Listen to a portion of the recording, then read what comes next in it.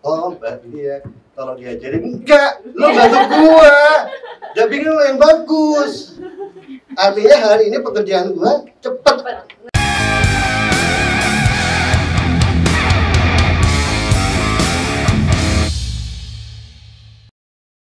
Tak kasih dikirim aja. Oke. Soft copy-nya. Pengennya sih sampai hari ini tuh apa yang disusun teman-teman nyampe semua. Makanya kita banyak molor kan. Ini ya yang paling utama, nyatet sih boleh, teman tak kasih. Tapi kalau menurut pemahaman kamu apa boleh kamu sendiri. Nah yang tadi ya, ini ilmu kedua boleh kamu lakukan, ya. Kalau kamu sudah punya kemampuan.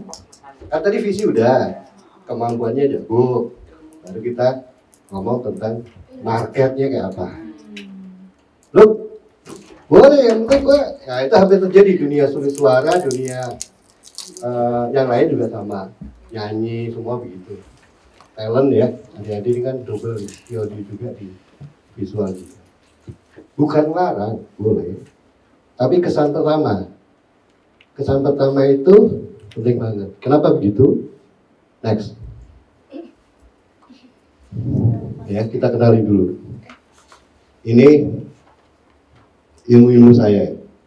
Saya nggak pakai patokan siapa aja. Saya cuma mecahin dunia aktor itu, terutama voice. Ini nama populer sekarang kan voice. Zaman saya belum ada yang namanya voice.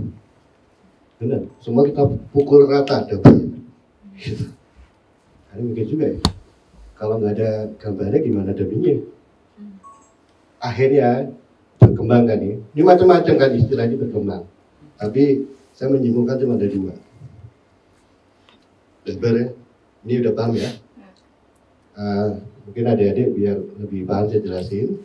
Mensuri suarakan film asing atau lokal. Asing itu berarti film-film impor tuh. Yang didubbing, yang disuri suarakan. Karena produk ini ada dua.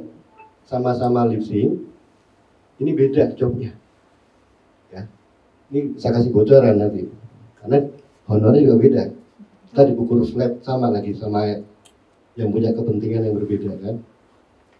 Kalau kayak film Korea, India dan segala macam, itu paling banyak beredar zaman itu.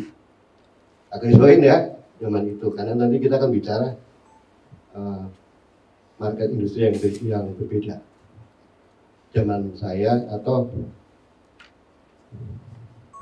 tahun berapa ya? Aku punya studio, lupa. 2014 saya berhenti, saya sudah nggak pernah produksi karena saya sudah melihat ada tanda-tanda pergeseran.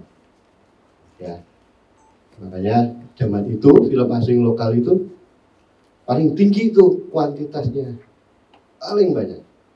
Kalau film animasi malah belum terlalu banyak. Soko Jaro belum ada, jadi masih belum termasuk itu nggak pasti karena 2 tahun sekali baru ada pekerjaan seperti itu. Audio drama apalagi, paling sifatnya baru di radio, job-job kecil, tapi itu ada, pekerjaan itu ada, tinggal popularitas tidaknya belum saat itu ya, atau sudah melewati zaman saya masih remaja, sandiwara radio itu nomor 1. Apalagi drama pasti nomor 1 zaman itu. Sekarang istilahnya dulu drama, itu sandiwara radio. Ya. Kalau istilah-istilah itu saya nggak terlalu bahas ya, karena terserah zaman aja mau ngasih nama apa terserah.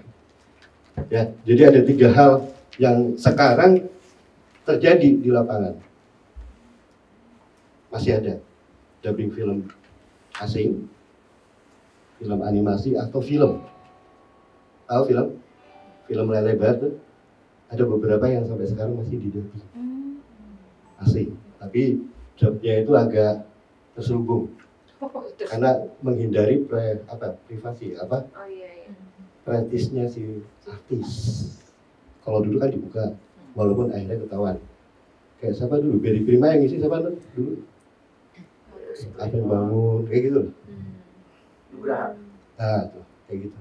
Sampai sekarang masih ada, karena banyak artis-artis film yang secara voice gak enak, tetap tapi jumlahnya sedikit dan tapi itu bagian-bagian bentuk pekerjaan yang ada di lapangan.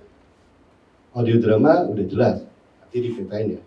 Apalagi munculnya berbagai macam platform, itu mulai dihargai, mulai. Oke. Bentuk pekerjaannya, medianya seperti itu. Voice over, ini pekerjaannya luas nih. Sampai artikel di sekolahan aja membutuhkan jasa itu. Ya, kalau saya mengembangkan ini karena saya pernah punya bisnis saya di sini semua. Di sini semua. Ya. Zaman eranya 2014 itu belum ada istilah audiobook. 2009 saya udah bikin audiobook. Udah bikin Bulu Ayam. Tapi saat itu momennya belum pas. Ya, kalau teman-teman pelopor-pelopor yang tahu saya, yo akhirnya sekarang dihargai. Ya nggak tahu. Ya gitu doang. Cuma dalam hati siang. Pas zaman belum ada harganya gitu. Ya, setidaknya itu kurang lebih seperti itu ya. Ada ini paham ya? Oke, kalau ini tuh kakak-kakaknya kan sudah ikut lebih lama. Next. Saya membedakan dua hal, dua industri yang berbeda. Ini sekarang mulai imbang, paham ya? Platform digital sama studio machine. Yang dulu adik-adik datang ke tempat saya, tuh ngapain dubbing, pengen studio, ingat ya? Nah, dia apa? Siapa yang ceritanya? Sementara orang yang di rumah, kamu datang ke studio, ya? Nah itu kurang lebih kayak gitu. Produk-produknya yang sekarang masih mengandalkan pekerjaan dari distributor, production house, perusahaan lainnya. Dia masih nyari job. Kebanyakan di sini. Dan ini rajanya sekarang market terbesar Yuno kan. Ya. Market terbesar itu dipegang sama Yuno. Tapi itu imbang sama platform digital. Udah mulai berlaku di mana-mana. Ya. Dia kecil tapi mulai berkembang. Ya. Kayak tadi saya bilang, saya tuh disebutnya peramal kata orang, padahal enggak. Saya bukan peramal. Saya pakai logika aja. Cuma sekarang di tangan. Segala sesuatu di tangan. Siapa yang bisa ngalahin handphone? Siapa? Kalau Ramayana bangkrut, ini bangkrut, masa saya tetap berideologi terhadap konsep ini? Paham? Tinggal enggak, pasti ada kerjain. Ini paham ya? Udah ini ya. Tapi kita harus siap-siap menuju ke sana. Setiap yang saya lakukan dari 2009 itu, saya bikin audiobook terrealisasi. Enggak ngarang. Kedepannya orang akan balik lagi mendengarkan cerita-cerita melalui audio. Saya nggak mungkin sandiwara dulu udah hancur. Zaman itu teman-teman tuh matain semangat saya. Masih ingat dong ya, sama-sama dulu. Anak Prativi yang bikin sandiwara radio tempat gua. Oh ya, Nah, kayak gitu. Cuma bentuk dan temanya yang memang harus mengikuti perkembangan. Dan zaman itu disebut sandiwara radio karena masih ada radio. Kalau handphone nyebutnya apa dong?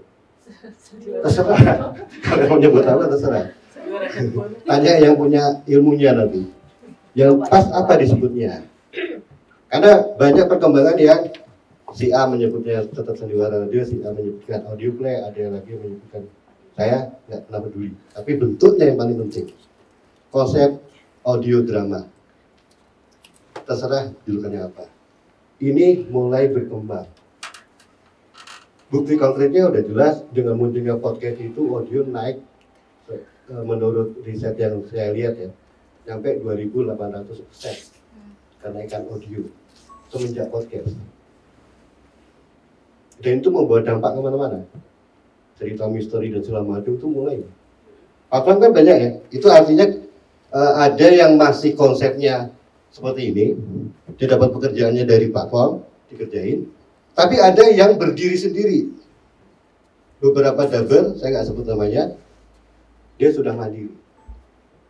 dia ngambil pekerjaan sendiri dari sana. Dan sekarang dia pelan-pelan nggak begitu penting ini nih. Ya, zaman 5 tahun yang lalu saya udah ngomong tentang ini diketawain orang. Saya bukan ramal. Ini teknologi menghadap ke sana loh. Masa saya mundur? Saya ngomong tentang masa lalu? Enggak lah. Enggak saya. Kan dulu saya sering memprovokasi adanya kan. Bikin, baca, terpen segala macam kan. Zaman kalian enak. Zaman saya ketika saya baca naskah atau saya produksi bingung studionya pakai apa. Handphone nggak punya, nggak ada. Zaman saya kan nggak ada. Nggak ada kan? Mana ya? Zaman kita ada handphone nggak banyak. Saya SMA itu handphonenya yang gede gitu. Oh, berarti yang pisang. Saya lebih tua. Oh, iya. Nggak ada Android ya? Tapi cuma 1 orang paling yang punya, 1-2 orang. Iya. Bingung kan? Mau produksi aja nggak bisa. Mengeluarkan gagasan supaya bikin. Zaman kalian enak. Tapi lucunya nggak dioptimalin. Saya malah seneng loh dia dana itu. Gini gitu kan. Udah masuk di itu kan. Kalau salah ada Hana Ritonga juga bikin video. Mulai aja dari itu. Kalau di Thailand saya sudah menegaskan. Mana Hendra? Hendra itu kerjaannya adalah mencari pemain untuk film layar lebar. Semua produser minta satu, cakep, followernya banyak. Ngomong apa? Saya jago om, followernya nggak ada malah.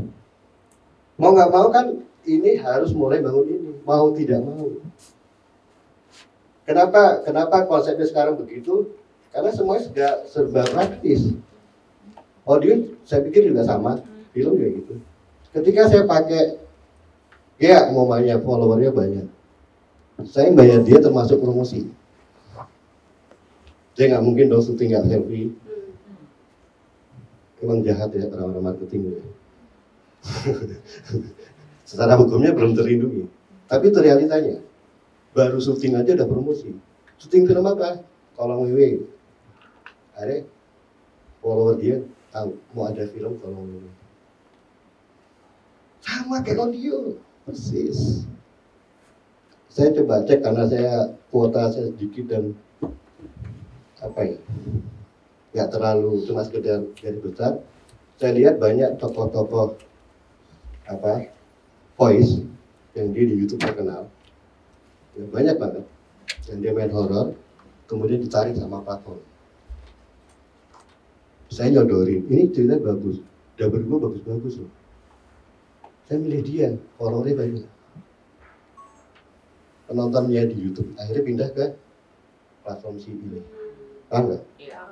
Ya. Suka atau tidak suka itu realita. Gimana kamu mau ngelawan? Oh tapi kan nggak kualitas. Dunia industri kadang-kadang antara kualitas versi kita sama dia beda. Ya, ukuran dia sama kita beda. Saya seniman, idealis. Kualitas menurut saya ini. Menurut marketing, enggak. No. Tetap dan sebagai pelaku saya salah. Akhirnya saya punya sikap. Kalau mau ideal, saya harus berdiri di sebelah kanan. Tapi kalau saya mau ngikutin arus, ya mau nggak mau saya bangun. Itu, ya.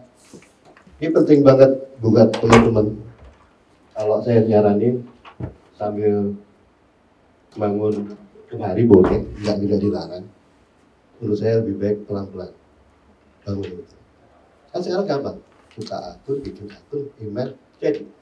Terserah, mau di TikTok boleh, mau di IG boleh, apa. Tapi punya ciri khas, punya karakter suaramu, mau bikin cerita apa. Atau apalah, terserah kamu. Ide mah bebas ya. Tapi identifikasi tentang karakter suaramu, itu yang dijual itu. Ya. Ternyata kamu, saya lebih seneng joget-joget kok, ya nggak apa-apa.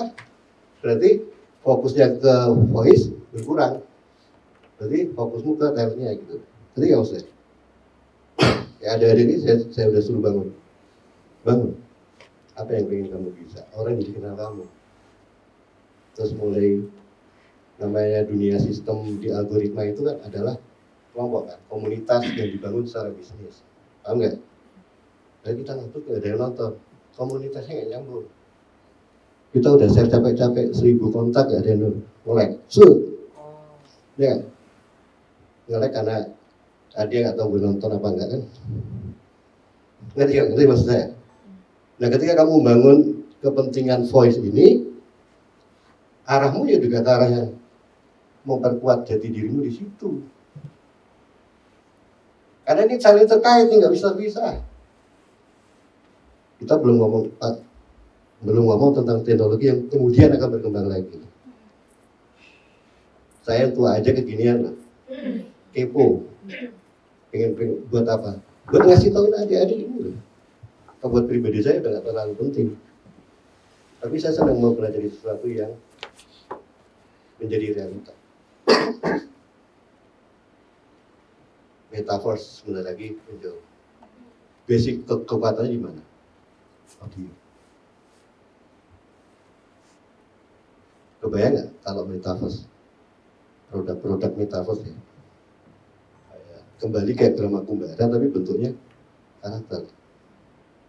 Kalau pola kan nggak berubah, yang berubah bentuknya. Ketika itu masih itu terjadi, kekuatannya di mana?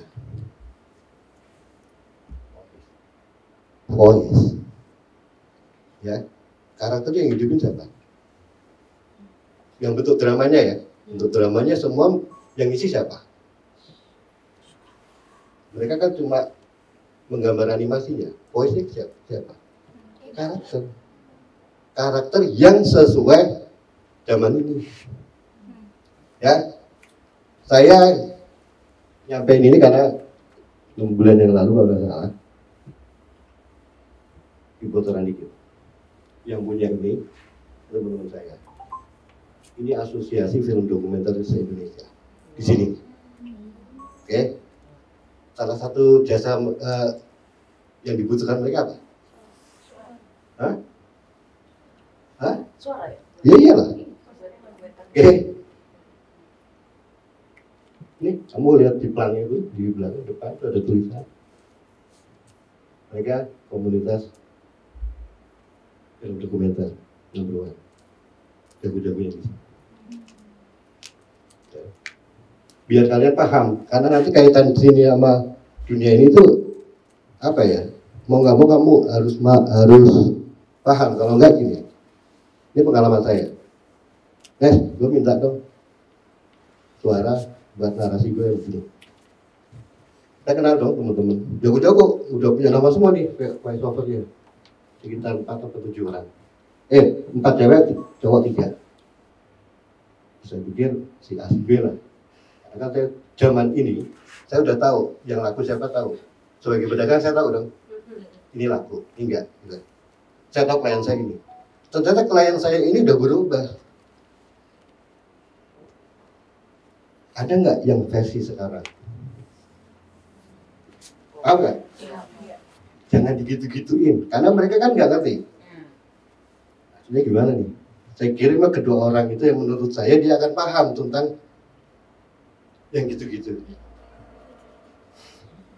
Dia bikin sampai 4 kali. Wah, nggak bisa, udah terpola. Kemarin orangnya baru bikin Zoom di sini. Karena klien-klien dia kan pemain profil, video profil, video film dokumenter, maunya kekinian. Kan kita nggak bisa nolak. Berarti mau nggak mau kalau saya pedagang, ini orang tua semua nih.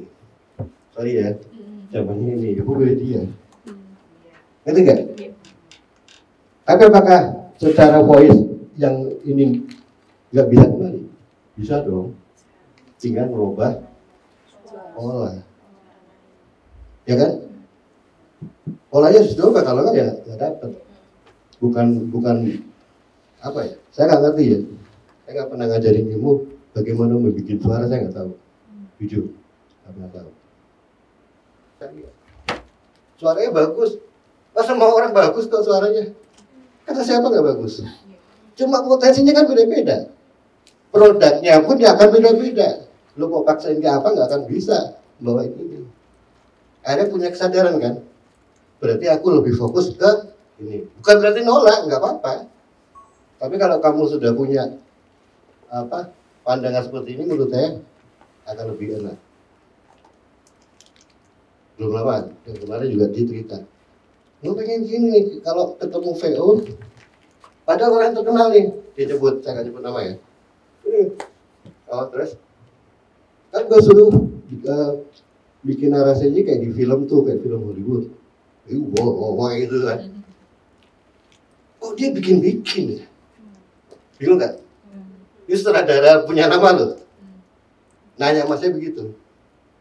Nanya kepada si narator tadi yang punya nama, yang profesional bidangnya. Kok dibuat-buat ya? Coba Nes dengar. Ini film luar dibuat-buat? Enggak. Natural. Paham nggak maksudnya sampai sini? Kalau mamanya saya nggak ngasih contoh, saya udah 20 tahun nggak jadi dapat. Jadi nggak tahu, gitu loh. Kayak gitu loh. Bagaimana mungkin, kayak gitu loh. Mereka nggak mau. Suara berkarakter kuat, berat, tapi tidak dibuat-buat. Nah, itu PR buat generasi kalian. Ya. Belum lagi nanti perusahaan-perusahaan ini orang-orangnya seusia kalian. Kita orang film aja punya masalah sekarang. Bikin iklannya jangan kayak gitu dong. Belajar lah kayak gini. Karena saya hadapin klien usia 33 tahun. Bang BCA. Cara mikirnya iklannya kayak dia. Dia klien saya kan. Mau nggak saya ngikutin dong? Oh nggak bisa, jelek gitu. Nggak mungkin saya ngelawan itu. Hilang job saya. Paham nggak saya? Saya sebagai orang visual, saya kan di visual. Mau tidak mau ngikutin pesanan. Ini kita ngomong real, dunia bisnis, dunia industri, gak bisa kita lawan. Kalau mau idealis, jangan masuk wilayah industri. Boleh, bisa berkembang dan kamu bisa hebat, asal kuat. Karena orang idealis itu sebenarnya nggak ada yang miskin, ya, asal dia kuat. Ya, saya ketemu orang-orang yang idealisnya kuat justru lebih kaya daripada orang kaya. Real. Tapi dia kuat prosesnya. Ya. Maksudnya, kita ngebahas ini. Next deh. Nah, yang masih seneng ngejar ke dunia mainstream itu paling penting ini. Ya. Tadi kayak Hana tadi udah nyinggung dikit ya. Kualitas iya. Kualitas itu nomor 1. Tadi udah saya bicarakan di pertama. Kamu misalnya siapa? Nggak susah ingat nama. Pada paling gede. Ayah, Cecil, Nadia. Karena masing-masing punya potensi suara. Kenali kemampuanmu di mana. Saat kamu datang ke studio, kamu harus yakin karakter suaramu kualitas. Boleh, saya nggak nolak kamu ikut kursus mau acting ya kan, dua-duanya nyari link, boleh banget, murah jadinya, asal kamu punya kualitas. Kalau nggak judi dong. Saya juga begitu melakukan. Biaya entertainment itu penting. Tapi kita sudah ngukur, oh begini, orangnya begini, pengarah dialog ini, sukanya ini. Film yang didapat dia begini. Kamu baru boleh masuk. Karena dunia audio dan visual nggak jauh beda. Kalau visual masalahnya yang mainstreamnya udah mulai kalah. Kalau zaman TV, saya sudah ngelarang mereka terus di visual. Karena saya juga orang bisnis di visual. Dan mendingan lu cari bidang lain deh. Kalau ngomong TV Indonesia, lu nggak ganteng. Itu real. Semua kalah sama yang begitu. Kita negosiasi selalu kalah sama orang yang pandai menjual, yang bisa mendapatkan iklan. Mukanya nggak ngejual. Gimana dong? Zaman itu ya, Tapi visual sekarang sudah mulai bergeser karena industrinya sudah mulai ke platform tadi, Netflix, Vision. Jadi ukuran tadi, yang fisik tadi, itu sudah mulai hilang. Zaman saya nanganin La TV itu, gimana cara menggantikan biar nggak menyinggung. Ada satu kelompok komunitas dunia dubbing di salah satu TV. Itu the best. Gue pengennya kayak anak-anak ini. Gitu. Oke. Saya ikutin. Itu kan saya tinggal calling, bayar kan. Kayak tadi Tora bilang. Mau nggak mau idealnya saya bilang. Akhirnya saya pakai kelompok ini. Yang punya apa? Label suara ganteng. Ikutin dulu. Dia dulu masuk. Akhirnya saya pakai strategi lain. Gue minta dong tambahan. Gak sanggup gue bayarin. Strategi kan. Karena kasihan ya nggak suaranya nggak ganteng. Boleh ya, tapi 3 ganteng, 7 boleh dong. Yang penting gue jamin nempel sama wajahnya. Saya janji ini tuh. Kalau filmnya apa, mukanya kayak saya gitu, nggak mungkin suaranya ganteng dong. Akhirnya 7 ini saya bisa nyelepin. Mulai pola itu saya rubah. Diserang saya sama studio lain. Udah bingung apa-apaan? Bodoh amat. Gue indahkan. Enak kan? Harus bagus banget. Kalau nggak salah ini udah pernah tak sampaikan di studio saya. Saya menghitung, anggaplah ada 100 dubber. Tapi ini buat yang mainstream ya. Kalau di plafon ini nggak berlaku. Kurang. Yang dia muncul berdasarkan selera penonton kan platform. Kalau ini job klien masih berlaku, ini wajib dipahami. Kalau masih ngandelin pekerjaan dari disebut tadi. Nih, ketika kamu casting yang pertama, ada nggak? Kan senior, dia ikut casting juga.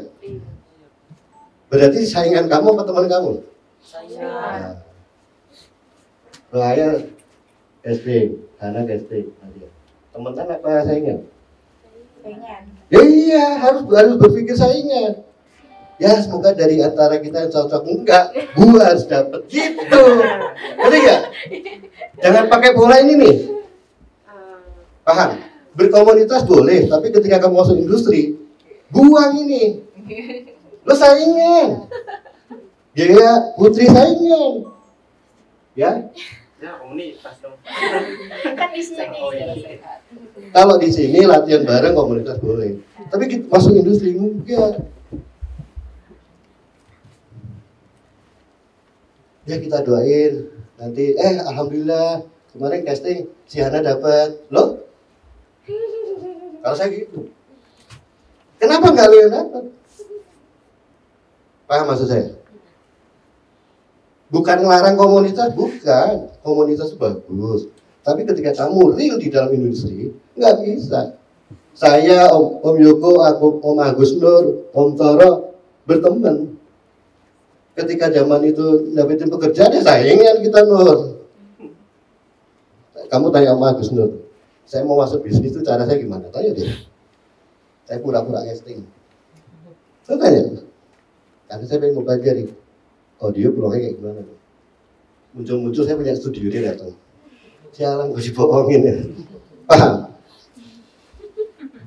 Paham kan? Oh alatnya sekarang pakai komputer, zaman saya enggak. Pakai apa ya? Aduh, nerangnya gimana? Zaman saya tuh tahu VHS? Aku juga tahu. Apa ya?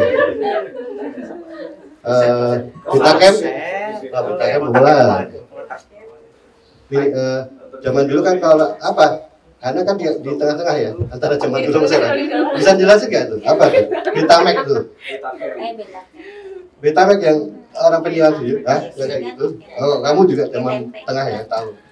Nah, itu kita rekaman pakai kaset itu. Jadi wajib bareng-bareng kalau take, nggak bisa sendiri-sendiri. Kalau sendiri-sendiri kamu telat, masternya hilang.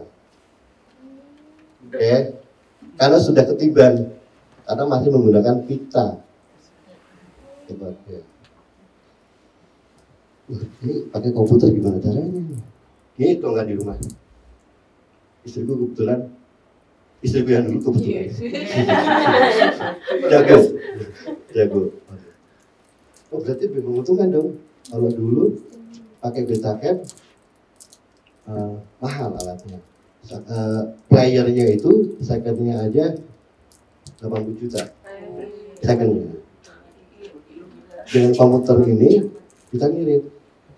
Kan ada yang namanya orang dagang, strategi dong. Ngerebut pasar selain kualitas apa? Ngomong dagang nih, ngomong dagang apa? Gue kan rebut pasar murah dulu, kayak Cina. Masuk murah dulu, itu naikin. Orang Cina bisa boleh kok, kenapa gue nggak boleh orang beli? Nanti mas ya, baru masuk akal, ya. Pengarah dialog bukan mau ngajarin, mau dibantu. Oh mbak ini ya, kalau diajarin enggak, lo bantu gua, udah bikin lo yang bagus. Artinya hari ini pekerjaan gua cepet. Paham? Pakai anak baru bantuin. Ngerti gak? Itu kesan pendekatan. Ya, pendekatan. Itu ngambil hati ya. Wah asik nih. Karena kan di dalam dunia persaingan pemilihan peran yang tadi kamu bersaing sama senior, peluang kamu di situ. Kamu kualitasnya, dia juga kualitas. Tapi kan kamu gak pernah tahu ada dabber yang sudah senior jual mahal. Itu peluang masuk ya? Ya kamu dagang juga kan? Dagang kemauan. Setelah itu dimasukin. Ya. Pengarah dialog itu bukan mau ngajarin, tapi mau dibantu. Kalau bisa ditinggal sama operator dia ngerokok. Udah beneran. Itu salah om, biarin aja itu industri. Pak om ngaco ngawur. Ya memang kenyataan seperti itu. Apalagi mereka yang masih punya ideologi mengarahkan. Dia senang. Wah cerdas nih. Sebutlah Fevi. Kalau memilih kan dia sulis banget tuh. Kamu mengerti maunya dia. Dia merasa terbantu. Ya. Setiap pengarah dialog masing-masing punya hak namanya karya dia ya. Jadi saya nggak bilang, oh pengarah dialog bagus enggak. Kamu pahamin betul pengarah dialog itu ingin dibantu. Mewujudkan ekspektasi dia hasil dari hasil VO-nya, hasil audiodrama. Kamu di sini aja pasti beda. Kamu ke Agusnut udah beda. Beda, seleranya beda. Juga beda lagi. Kalau kamu siap apa namanya? Siap menjadikan dirimu seperti tanah lempung bahasa Indonesia apa sih? Tanah liat. Tanah liat ya. Maaf ya kelamaan di Jawa.